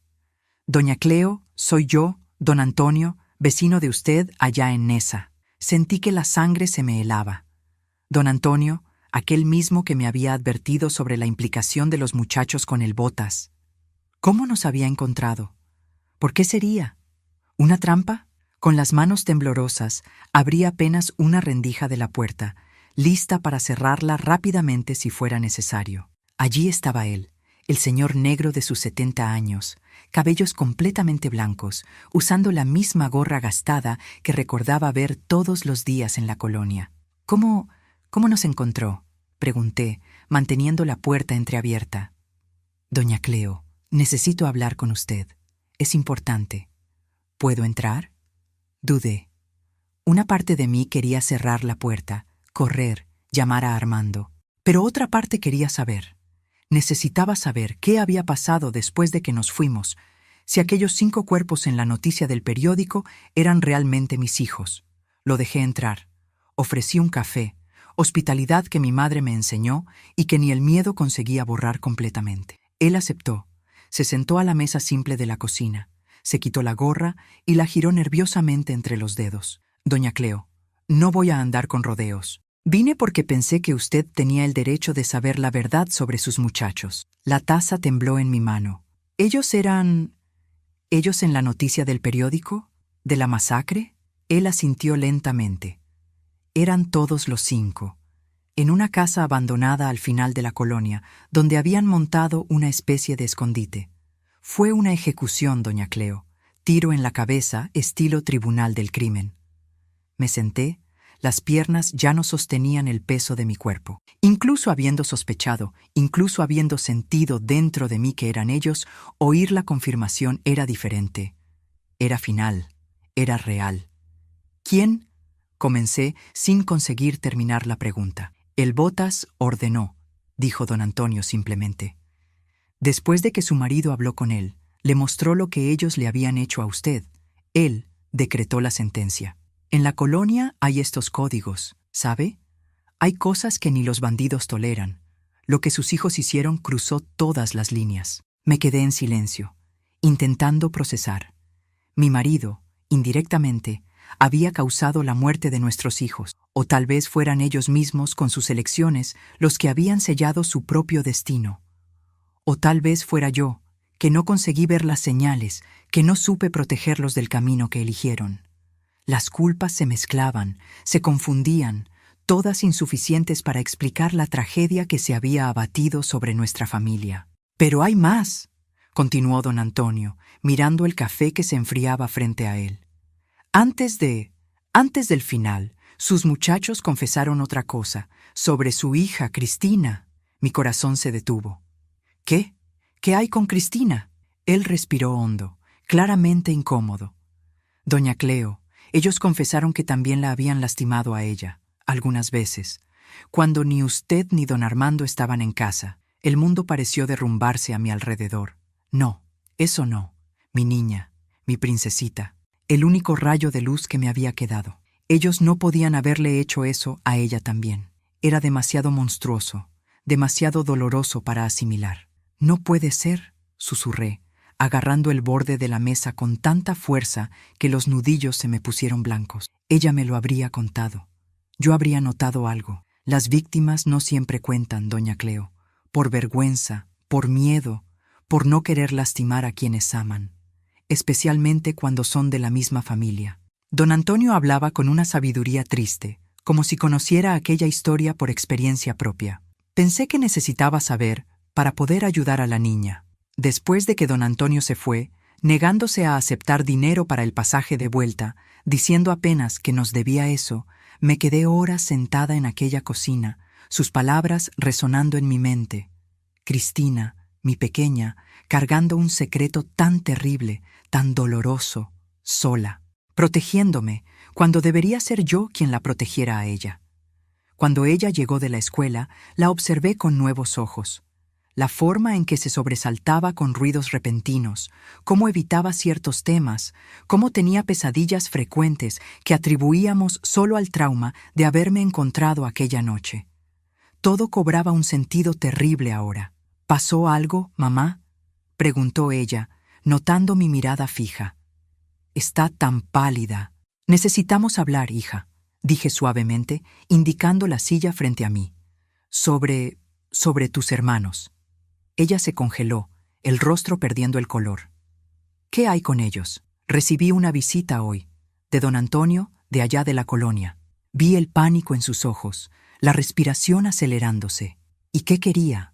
Confirmar que fueron realmente tus hermanos los que murieron en aquella masacre, y contar otras cosas, cosas que ellos confesaron antes de morir. Cristina dejó caer la mochila que todavía sostenía. Una única lágrima corrió por su rostro joven, y en aquella lágrima vi la confirmación que mi corazón de madre no quería aceptar. «Ay, hija», murmuré, levantándome para abrazarla. «¿Por qué no me lo contaste? ¿Por qué cargaste con esto sola?» Ella se derrumbó en mis brazos entonces, como una represa que finalmente se rompe después de contener demasiada presión por demasiado tiempo. Entre sollozos me contó todo. Las amenazas, el miedo, la vergüenza, la culpa por no haber hecho nada para protegerme aquella última noche. Pensé que la culpa era mía, dijo, la voz ahogada contra mi hombro. Que yo había hecho algo para provocarlos, que si lo contaba, tú y papá me odiarían. O peor, no me creerían. Nunca, mi hija, nunca sería tu culpa y siempre, siempre te habríamos creído. Nos quedamos así, abrazadas, llorando, por cuánto tiempo no sabría decir. Dos mujeres quebradas por la misma tragedia, cargando heridas diferentes pero igualmente profundas. Cuando Armando llegó y encontró la escena, no necesitó muchas explicaciones. De alguna forma él ya lo sabía, o tal vez solo lo sospechaba, pero nunca había tenido el valor de confrontar la posibilidad. «Vamos a buscar otra psicóloga para ti», le dijo a Cristina aquella noche, cuando ella finalmente consiguió calmarse. «Alguien especializado en este tipo de trauma». Ella asintió, pareciendo simultáneamente aliviada por no tener que cargar más con el secreto, y asustada ante la perspectiva de hablar sobre él con un extraño. En los días que siguieron, Armando se quedó callado, más cerrado de lo normal. No habló sobre la visita de don Antonio, sobre la confirmación de la muerte de los hijos, sobre lo que le habían hecho a Cristina. Era como si hubiera construido un muro alrededor de aquel dolor, aislándolo en algún lugar dentro de sí donde no pudiera contaminarlo. Una semana después, finalmente habló, rompiendo el silencio durante la cena. «Vamos a mudarnos de nuevo». Lo miré sorprendida. «¿Cómo así? ¿Para dónde?» «Para más lejos. Otro estado, tal vez. San Luis Potosí tiene muchos recuerdos, muchos fantasmas. Necesitamos un recomienzo de verdad». Una parte de mí quería protestar. Acabábamos de establecernos. Cristina estaba en la escuela. Yo comenzaba a sentirme menos perdida. Pero otra parte entendía perfectamente. Cada esquina de Cuernavaca ahora parecía embrujada por lo que habíamos descubierto, por las revelaciones de don Antonio, por la sombra de aquellos 5 hijos que se habían transformado en monstruos. ¿Para dónde?, pregunté simplemente. Pensé en Jalisco, Guadalajara, tal vez. Tengo un primo allá. Trabaja en una metalúrgica. Dijo que puedo conseguir empleo fácilmente. Cristina, que hasta entonces escuchaba en silencio, habló por primera vez. ¿Puedo terminar el semestre aquí? Estoy casi concluyendo algunos cursos importantes. Armando asintió. Claro, hija. No vamos a salir corriendo como la otra vez. Vamos a planearlo, hacer las cosas bien. Fue así que en enero de 2002 cargamos nuevamente nuestras pocas posesiones y partimos para un nuevo recomienzo. Esta vez había algo diferente en el aire. No era solo la huida desesperada de la primera vez. Era una decisión meditada, un movimiento hacia algo, no solo lejos de algo. Guadalajara nos recibió con su clima templado, sus calles arboladas, su organización típica de ciudad grande pero provinciana, tan diferente de la colonia de Ciudad de México, tan diferente incluso de Cuernavaca. Un mundo nuevo donde nadie conocía nuestra historia, donde podíamos ser apenas una familia común intentando reconstruir la vida. Armando consiguió el empleo en la metalúrgica como había previsto. El salario era mejor que en el taller. Los beneficios incluían seguro médico, algo que nunca habíamos tenido antes. Cristina se inscribió en el curso técnico de enfermería local, determinada a seguir el sueño incluso con todos los traumas, todas las dificultades. Yo, hesitante al principio, acabé encontrando mi lugar nuevamente entre hornos y azúcar. Una pequeña repostería en el centro de la ciudad buscaba a alguien con experiencia. No tenía mucha, apenas lo que aprendí con mi madre y lo poco que practiqué en Cuernavaca. Pero la dueña, una señora de edad avanzada llamada doña Emma, le gustó mi manera de ser, mi voluntad de aprender. Hacer dulces es como hacer felicidad, doña Cleo, me decía en su forma pausada de hablar. No necesita ser perfecto, necesita estar hecho con amor. Y así, entre glaseado y masas hojaldradas, entre el aroma a canela y el calor de los hornos, fui reconstruyendo no solo mi vida profesional, sino también mi alma. Cada dulce que salía perfecto era una pequeña victoria sobre el pasado, una prueba de que todavía era capaz de crear belleza después de tanta fealdad. Cristina comenzó a frecuentar a una psicóloga especializada en traumas como el de ella.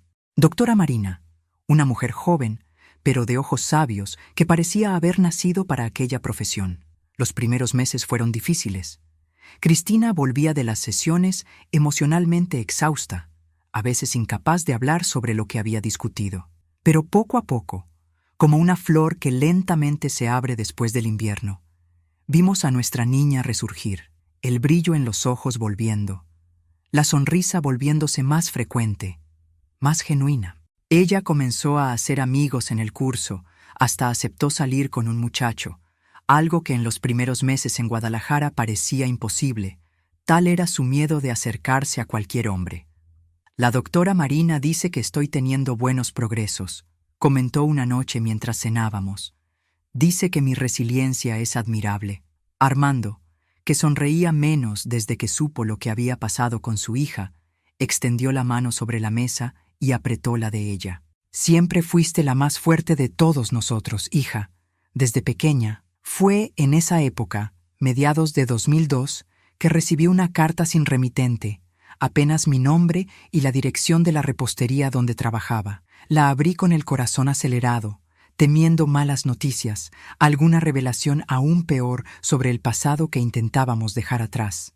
Pero no, era una carta de don Antonio, breve, escrita con la caligrafía temblorosa de quien no está acostumbrado a escribir mucho. Doña Cleo, espero que esta carta encuentre a usted y su familia bien, en paz. Escribo para informar que encontraron a los responsables de la muerte de sus muchachos. No fue solo el Botas quien ordenó. Había dedo de la policía también, de aquel grupo de exterminio que actúa en la colonia.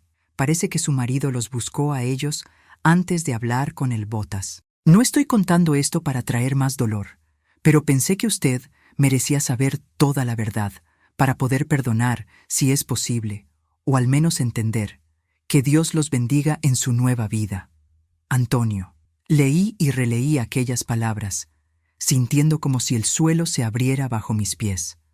Armando, mi marido, el hombre que conocía hacía más de 30 años, había ido más allá de dar un susto a los hijos.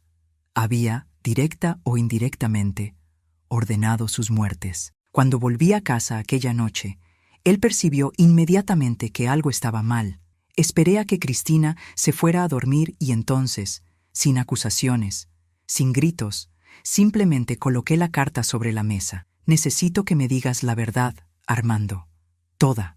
Él leyó en silencio, el rostro envejeciendo varios años en aquellos pocos minutos. Cuando terminó, no negó, no intentó justificarse. Apenas me miró con ojos cansados, derrotados. Iba a contártelo algún día, cuando pensara que estabas lista para oírlo. ¿Tú realmente? No conseguí terminar la pregunta. No di la orden directamente, dijo, la voz baja, controlada. Pero cuando hablé con aquel policía, cuando mostré las fotos, sabía lo que probablemente pasaría. Y no hice nada para impedirlo. Tal vez en el fondo era lo que quería. Nuestros hijos, Armando, nuestros muchachos, dejaron de ser nuestros hijos en el momento en que hicieron lo que hicieron contigo, con Cristina. Su voz tembló levemente al mencionar a su hija. Ya no eran los muchachos que criamos, Cleo. Eran otra cosa, algo que no reconozco, no sé nombrar. Me quedé en silencio, las emociones tan contradictorias dentro de mí que no sabía cuál expresar primero. Había rabia, sí, pero también comprensión. Había horror por lo que él había hecho, pero también, Dios me perdone, una especie de alivio sombrío por saber que aquellos hombres en que mis hijos se habían transformado nunca más podrían lastimar a nadie. ¿Me odias?, preguntó finalmente, pareciendo más pequeño, más frágil de lo que jamás lo había visto. No, respondí honestamente. No sé lo que siento, pero odio no es una de esas cosas. Aquella noche dormimos en cuartos separados por primera vez desde el matrimonio. No por rabia o rencor, sino porque ambos necesitábamos espacio para procesar, para entender lo que aquella revelación significaba para nosotros, para nuestro matrimonio, para nuestro futuro. Por la mañana, encontré a Armando sentado en el pequeño porche de nuestra casa alquilada, observando el amanecer. Parecía no haber dormido nada, igual que yo. ¿Qué hacemos ahora?, pregunté, sentándome a su lado. Lo que tú quieras, respondió. Si quieres que me vaya, entenderé. Si quieres denunciarme a la policía por lo que hice, también lo aceptaré. No quiero nada de eso, dije, sorprendiéndome a mí misma con la certeza en mi voz. Lo que pasó, pasó. No podemos cambiar el pasado, solo podemos decidir cómo viviremos con él. Él me miró, los ojos brillando con lágrimas contenidas. ¿Cómo lo consigues, Cleo? ¿Cómo consigues no odiarme después de lo que hice? Porque entiendo por qué lo hiciste, respondí simplemente. No sé si habría hecho lo mismo en tu lugar. No sé si habría tenido ese valor, por falta de mejor palabra, pero entiendo. ¿Y quién soy yo para juzgar? Todos cometemos errores, todos cargamos culpas. Armando extendió la mano, hesitante, casi con miedo de tocarme. La tomé entre las mías, sintiendo los callos de décadas de trabajo duro, las venas salientes de quien ya no es joven, la fuerza que siempre me protegió, incluso cuando el mundo se derrumbaba a nuestro alrededor. Vamos a continuar, dije. Un día a la vez, un dolor a la vez. Y tal vez un día consigamos mirar hacia atrás sin que duela tanto. Él asintió, incapaz de hablar, apretando mi mano como si fuera una tabla de salvación en un mar revuelto. Fue así como seguimos. No como una pareja perfecta, no como una familia sin cicatrices, sino como sobrevivientes decididos a encontrar algún significado en medio del caos, alguna luz tras la oscuridad más profunda. Cristina, absorta en los estudios y en su propio proceso de sanación, nunca supo de la carta, nunca supo del papel del padre en la muerte de los hermanos. Era una carga que Armando y yo decidimos cargar solos, ahorrándole a ella una capa más de dolor en una vida que ya había conocido demasiado sufrimiento para alguien tan joven.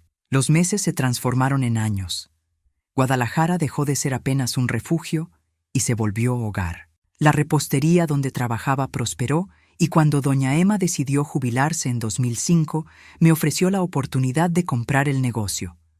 Con la ayuda de Armando, que había sido ascendido en la metalúrgica, conseguimos un préstamo y realicé un sueño que ni sabía que tenía. Me volví empresaria. Dulces de la abuelita. Mantuve el nombre que había pensado allá en Cuernavaca, y esta vez no era solo un sueño distante.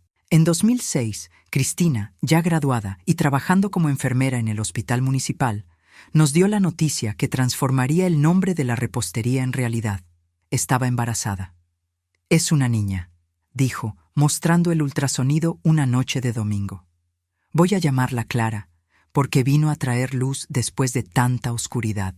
Armando, que se había permitido sonreír más en los últimos años, abrazó a su hija con lágrimas en los ojos. «Voy a ser abuelo», dijo, la voz embargada. ¿Quién lo diría? Clara nació en una mañana de primavera de 2007, llenando nuestras vidas de un amor tan puro, tan intenso, que a veces parecía casi doloroso. Sostenerla en brazos era como sostener el futuro, la promesa de que la vida, a pesar de todas sus crueldades, todavía guarda momentos de belleza indescriptible. Ver a Cristina como madre, gentil, protectora, fuerte, era una confirmación de que lo habíamos logrado. A pesar de todo, a pesar de las pérdidas, de los dolores, de los errores, habíamos llegado al otro lado, no enteros, no sin cicatrices, pero vivos, presentes, capaces de amar y ser amados. En 2010, cuando Clara tenía 3 años y corría por la repostería encantando a los clientes con su risa fácil, recibí otra carta sin remitente. Esta vez era más breve aún. «Doña Cleo, don Antonio falleció ayer. Pidió que le avisara. Dijo que moría en paz, sabiendo que ustedes estaban bien. Que Dios los bendiga». Una amiga.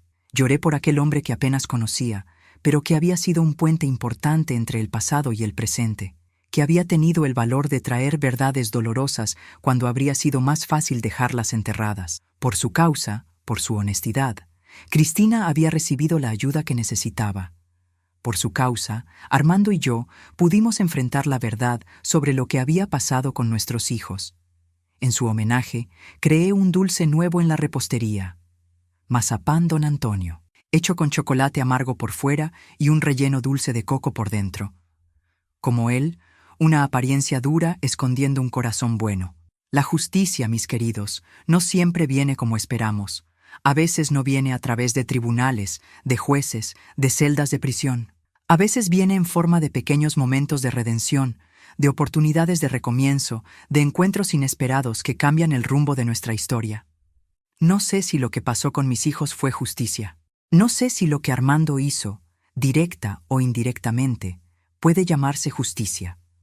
Sé apenas que en aquella encrucijada entre el miedo y lo que sea que es justicia, elegimos el camino que nos permitió seguir viviendo. No sin dolor, no sin dudas, pero con la certeza de que incluso en las noches más oscuras, incluso en los momentos más difíciles, existe la posibilidad de un amanecer. Y fue con esa certeza que continuamos nuestro camino, un paso a la vez, construyendo una vida que, a pesar de todas las tragedias, todavía valía la pena ser vivida. Porque, al final de cuentas, eso es lo que significa sobrevivir, no solo seguir respirando, sino encontrar razones para que cada respiración sea significativa. Cada latido del corazón sea una afirmación de que elegimos la vida, con todas sus complejidades, sus dolores y sus bellezas inesperadas. A veces me pregunto si estamos hechos de la misma materia que los fénix de las leyendas antiguas, aquellas aves mágicas que cuando mueren se vuelven cenizas, pero después renacen más fuertes. Porque después de todo lo que pasé, solo puedo creer que existe dentro de nosotros una fuerza inexplicable, una terquedad en continuar incluso cuando parece que no queda nada más que escombros humeantes de lo que un día fue nuestra vida. Los años en Guadalajara fueron pasando, tejiendo una nueva existencia para nosotros, bien diferente de aquella que conocíamos en Ciudad de México. El clima más templado, las calles más organizadas, el ritmo de vida menos frenético, todo contribuía a sanar heridas que creíamos que sangrarían para siempre. No digo que fuera fácil. Dios sabe que no lo fue. Pero fue posible. Y tal vez eso sea lo más importante. En 2010, mi repostería Dulces de la Abuelita ya se había convertido en un punto conocido en la ciudad. No era gran cosa, apenas una tiendita acogedora con 5 mesitas, un mostrador de vidrio lleno de golosinas y el olor permanente a vainilla y canela que impregnaba hasta mis ropas. Pero era mío, un lugar que construí de cero con mis propias manos callosas de tanto amasar, modelar, hornear. Armando continuaba en la metalúrgica, ahora como supervisor de sector. ¿Quién diría que aquel hombre que apenas tenía la primaria completa llegaría a comandar un equipo de 30 empleados? Pero siempre supe que mi marido tenía una inteligencia natural, una capacidad de resolver problemas que ninguna escuela consigue enseñar. Y los años habían suavizado sus aristas, transformado aquella rabia contenida en una especie de sabiduría silenciosa. Cristina, nuestra niña que de niña ya no tenía nada, con sus 26 años, se convirtió en una enfermera respetada en el hospital municipal. Se especializó en pediatría y tenía un modo especial con los niños que hacía que hasta los pequeños más reacios se abrieran a ella. Su matrimonio con Rodrigo, un farmacéutico que conoció en el hospital, cumplía 3 años en 2010, y los dos eran aquel tipo de pareja que da gusto ver, compañeros, amigos, socios de verdad. Y la pequeña Clara, nuestra nietecita, era el sol de nuestras vidas. Con casi 4 años, tenía los ojos listos de la madre y una curiosidad que dejaba a todos con el pelo de punta. ¿Por qué, abuelita? Era la frase que más salía de aquella boquita. ¿Por qué el cielo es azul? ¿Por qué no podemos comer solo dulce? ¿Por qué el agua de la lluvia cae de arriba para abajo? Y allá iba yo, con toda la paciencia del mundo, intentando explicar cosas que a veces ni yo misma sabía bien. «Usted tiene más paciencia con Clara de la que tenía con nosotros», bromeaba Cristina a veces. «Creo que la abuelita es más blanda que la mamá». Tal vez fuera verdad, o tal vez la vida me hubiera enseñado de la manera más dura posible a valorar cada segundo de alegría, cada oportunidad de amar, cada oportunidad de hacer la diferencia en la vida de alguien. Especialmente alguien tan inocente como Clara, que no conocía todavía las crueldades del mundo, que veía magia en las cosas más simples. Fue en 2012, cuando Clara ya estaba en el jardín de niños y mi repostería se había expandido a un espacio mayor en el centro de la ciudad, que Armando comenzó a quejarse de dolores en el pecho. Al principio pensamos que era solo cansancio, estrés, tal vez hasta una gripe mal curada. Pero cuando lo encontré sentado al borde de la cama una mañana, sin conseguir respirar bien, el rostro pálido cubierto de sudor frío, supe que era algo más grave. «No es nada, mujer», intentó tranquilizarme. «Ya pasará», pero yo ya había perdido demasiadas personas en la vida para arriesgar. Con la ayuda de Cristina, que gracias a Dios entendía de estas cosas, llevamos a Armando al hospital. Los exámenes no tardaron en revelar lo que yo ya temía. Mi marido tenía el corazón comprometido. Años de trabajo pesado, estrés constante y, quién sabe, las culpas que cargaba en silencio habían cobrado su precio. «Va a necesitar una cirugía», explicó el médico. «La arteria principal está casi completamente obstruida. Es un milagro que todavía no haya tenido un infarto». Milagro. Una palabra extraña para describir nuestra vida después de todo lo que pasamos. Pero tal vez fuera exactamente eso. Una serie de pequeños y grandes milagros que nos permitieron llegar hasta allí, sobrevivir, reconstruir algo a partir de las cenizas de lo que habíamos perdido. Los días que precedieron a la cirugía fueron una prueba de fe. Armando, siempre tan fuerte, parecía haber envejecido 10 años de repente. Se sentaba en el porche de casa por horas, mirando al horizonte, como si estuviera despidiéndose. Una noche lo encontré llorando solo en el cuarto, algo que nunca había visto en casi 40 años de matrimonio. «¿Qué pasa, viejo?», pregunté, sentándome a su lado en la cama. «¿Tienes miedo de la cirugía?». El médico dijo que las probabilidades son buenas. Él sacudió la cabeza, secándose las lágrimas con el dorso de las manos callosas. «No es eso, Cleo. Es que, si muero, quería saber si me perdonas, por todo». Sabía exactamente a qué todo se refería. No era solo la dureza ocasional de nuestra relación, las discusiones normales de cualquier pareja.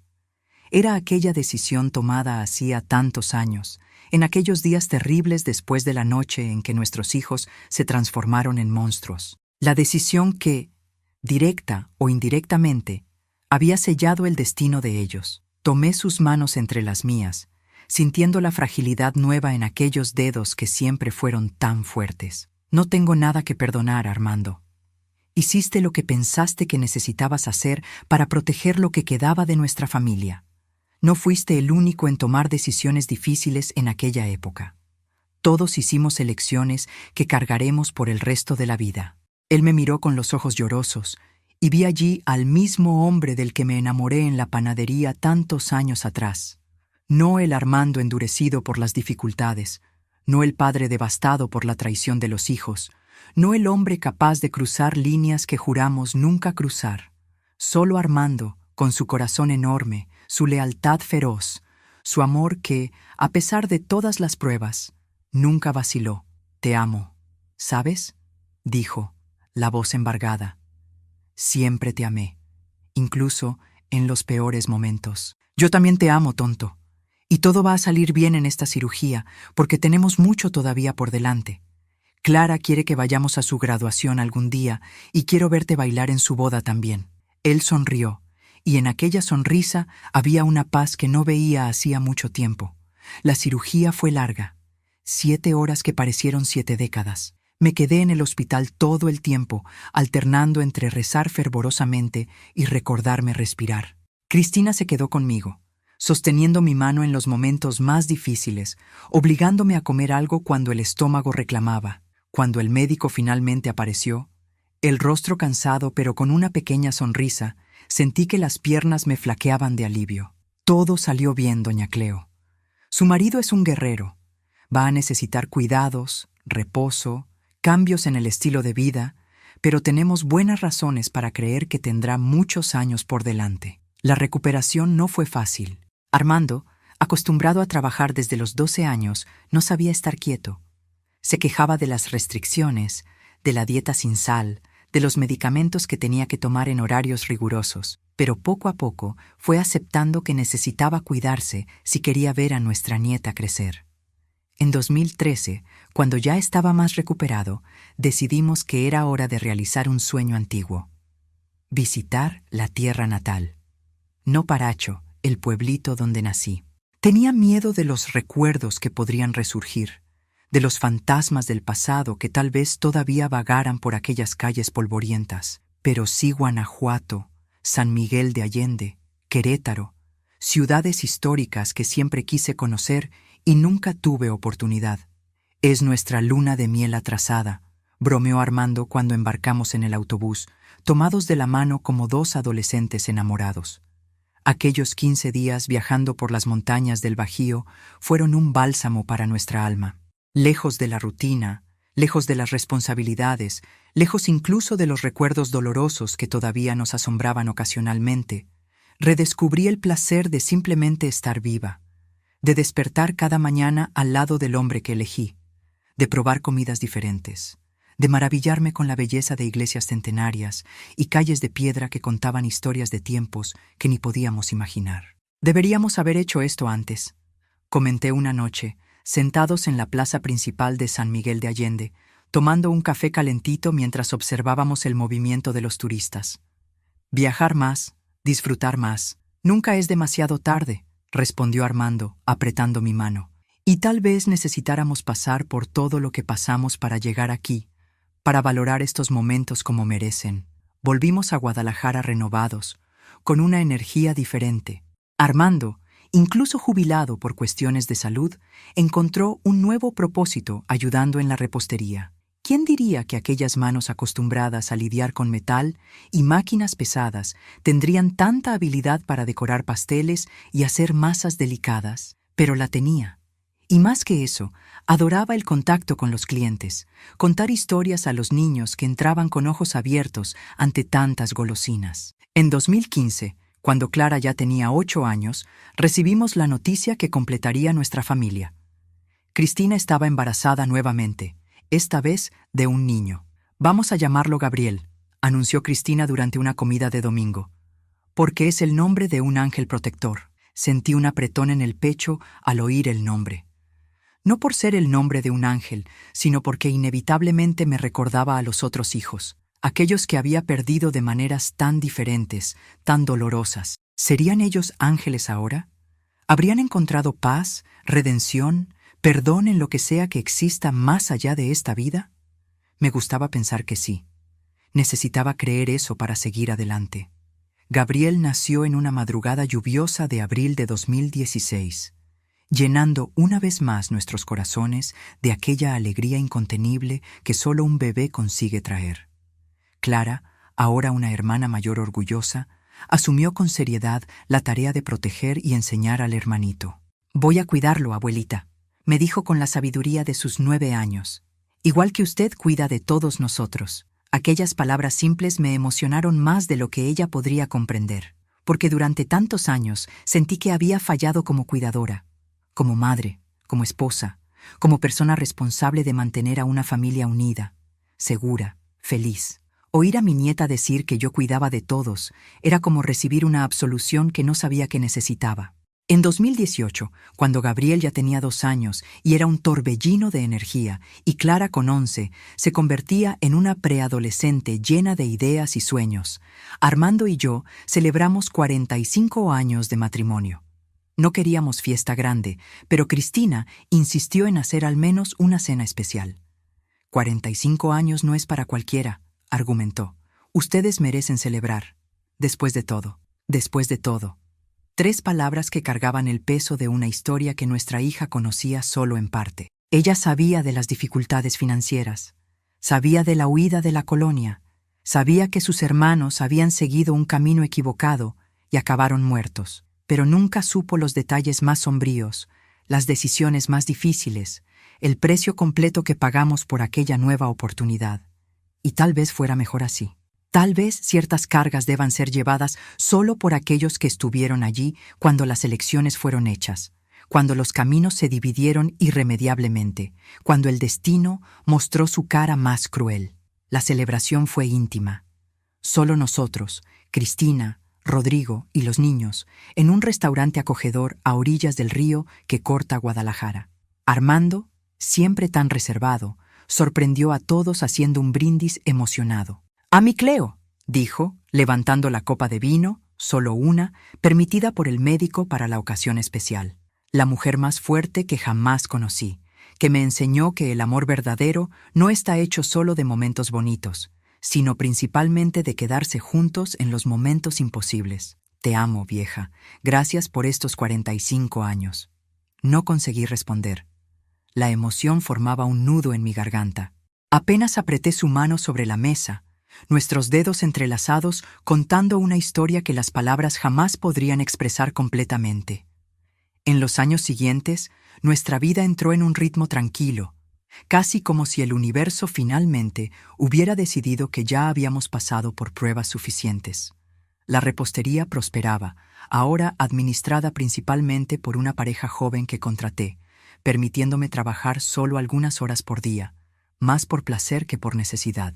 Armando, con la salud estabilizada gracias a los cuidados constantes, se dedicaba al pequeño jardín que cultivaba en el fondo de casa y a las clases de carpintería que comenzó a frecuentar en un centro comunitario. Cristina continuaba creciendo profesionalmente, ahora como enfermera jefe de pediatría, respetada por colegas y adorada por los pequeños pacientes. Rodrigo abrió su propia farmacia, un sueño antiguo que consiguió realizar después de años de economía disciplinada. Clara y Gabriel crecían sanos, inteligentes, rodeados por un amor que hacíamos cuestión de demostrar todos los días, de todas las formas posibles. En 2020, cuando la pandemia llegó trayendo miedo e incertidumbre al mundo entero, nuestra familia enfrentó una prueba más con la resiliencia que aprendimos a cultivar a lo largo de los años. Cerramos temporalmente la repostería, adaptamos la casa para recibir a los niños que no podían ir a la escuela. Apoyamos a Cristina, que trabajaba en la primera línea del hospital, exhaustos, pero determinados. Fue un tiempo difícil, que trajo a la superficie miedos antiguos que juzgaba superados. El miedo de perder a personas amadas, el miedo a lo desconocido, el miedo a un futuro incierto. Pero también fue un tiempo de reflexión, de reconexión, de redescubrimiento de la fuerza que existe en la simplicidad, en el afecto, en los pequeños momentos compartidos. Y aquí estoy, en 2025, a los 72 años, sentada en el porche de mi casa en Guadalajara, mirando el jardín que Armando cultiva con tanto cariño, sintiendo el olor a pan de elote que se hornea en el horno, oyendo a lo lejos las risas de Clara, ahora una adolescente de 18 años a punto de entrar en la universidad, y Gabriel, un muchachito listo de 9 años obsesionado con dinosaurios e historias de aventuras. La vida, mis queridos que me están viendo, no es un camino recto. Es una carretera llena de curvas inesperadas, de baches profundos, de encrucijadas que exigen decisiones imposibles. A veces nos perdemos en esa carretera. A veces el peso del equipaje que cargamos parece demasiado grande para soportar. A veces la tormenta es tan fuerte que no conseguimos ver ni siquiera un paso adelante. Pero si hay algo que aprendí en estos 72 años de existencia, es que siempre existe la posibilidad de recomenzar, de transformar dolor en fuerza, cicatrices en sabiduría, finales en nuevos comienzos, de encontrar, incluso en los momentos más sombríos, una razón para continuar, un propósito, una luz por pequeña que sea. Mi historia no es bonita, no es perfecta, no es el tipo de cuento de hadas que nos gustaría contar a nuestros nietos antes de dormir. Es una historia real, con partes que todavía duelen al recordar, con elecciones que todavía pesan en la conciencia, con pérdidas que nunca serán completamente superadas. Pero es también una historia de amor que sobrevivió a lo impensable, de valentía para enfrentar lo imposible, de fe cuando todo indicaba que no había más esperanza. Es la historia de una familia quebrada que encontró una manera de reconstruirse.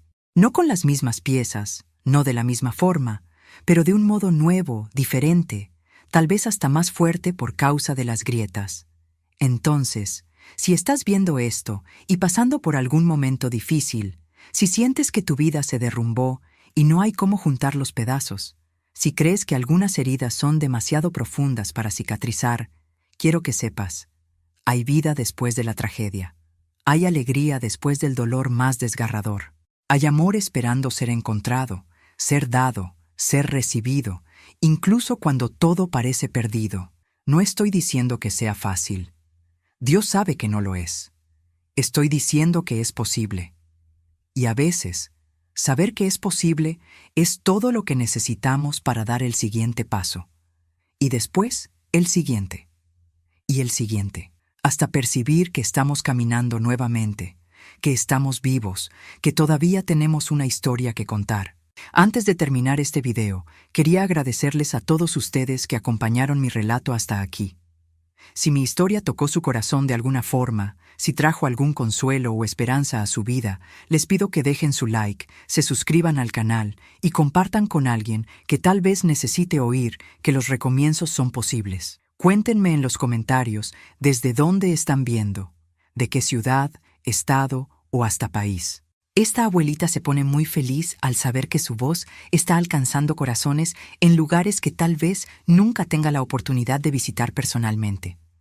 Un abrazo apretado de esta señora que aprendió de la manera más difícil que reconstruir la vida de las cenizas no es solo posible, a veces es la única opción que tenemos.